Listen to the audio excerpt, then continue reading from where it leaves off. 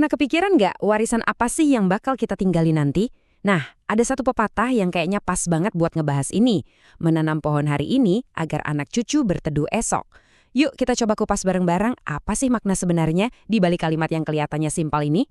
Dengerin deh pepatah ini. Ini tuh bukan cuma soal nanam pohon beneran ya. Bukan nasehat buat yang hobi berkebun aja.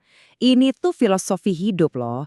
Apalagi di zaman sekarang yang semuanya serba instan, pengennya cepet-cepet kelihatan hasilnya kan? Nah, pepatah ini kayak jadi pengingat buat kita semua kalau apa yang kita lakuin hari ini dampaknya itu bisa jauh banget sampai ke generasi setelah kita. Oke, kita masuk ke bagian pertama nih. Jadi, apa sih maksudnya menanam pohon untuk hari esok? Intinya, kita bakal ngobrolin soal gimana caranya kita bisa berpikir lebih jauh. Nggak cuma mikirin hari ini aja, tapi juga buat masa depan. Sebenarnya idenya simpel banget. Orang yang bijak itu, pikirannya nggak cuma buat dirinya sendiri. Coba deh bayangin seorang petani. Dia nanam pohon, padahal mungkin aja dia nggak akan sempat nikmatin pohon itu sampai rindang banget. Tapi dia tetap nanam. Kenapa? Karena dia yakin suatu saat nanti anak cucunya yang bakal merasakan sejuknya, yang bakal berteduh di bawahnya. Nah, itu dia. Itulah inti dari kebijaksanaan sejati. Hidup itu bukan cuma tentang kita. Dan ternyata konsep ini tuh bukan konsep baru loh. Ayat ini bilang orang baik meninggalkan warisan bagi anak cucunya. Tapi, tunggu dulu. Warisan di sini bukan cuma soal uang atau rumah ya. Sama sekali bukan. Ini ngomongin warisan yang jauh lebih berharga dari itu. Sesuatu yang kita tanam di hati mereka, di kehidupan mereka. Terus, pohon apa dong yang dimaksud? Nah, ini dia nih yang seru. Warisan rohani yang kita tanam itu ada 3 hal utama. Pertama, iman yang kita ajarkan ke mereka. Kedua, nilai-nilai baik yang kita tanamkan, entah itu kejujuran, kerja keras, apapun itu.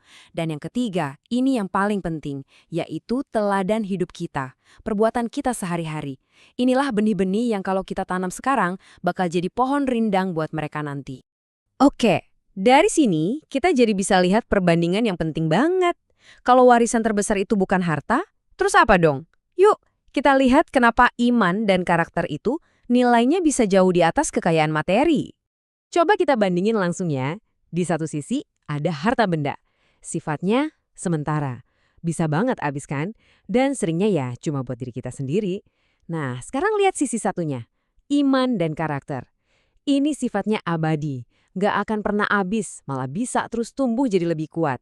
Dan yang paling keren, dampaknya itu nggak berhenti di kita, tapi bisa jadi berkat buat banyak orang. Jauh banget kan bedanya? Terus contoh nyatanya gimana sih? Gampang kok.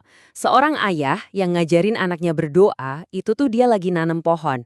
Seorang ibu yang ngeritain firman Tuhan ke anaknya, itu juga lagi nanam pohon.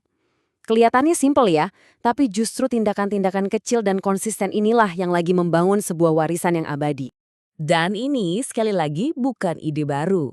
Ini adalah sebuah panggilan yang diulang-ulang dari generasi ke generasi. Panggilan buat kita semua. Apa yang kita terima dari Tuhan, jangan disimpan sendiri. Kita harus ceritakan lagi ke generasi berikutnya, ke anak cucu kita. Supaya apa? Supaya rantai kebaikan ini nggak pernah putus. Biar lebih kebayang lagi, ada satu cerita yang bagus banget nih, yang bisa menggambarkan semua ini dengan sempurna. Ini kisah tentang seorang penanam pohon mangga. Jadi coba bayangin ya, ada seorang kakek-kakek lagi sibuk di halaman rumahnya, nanam bibit pohon mangga.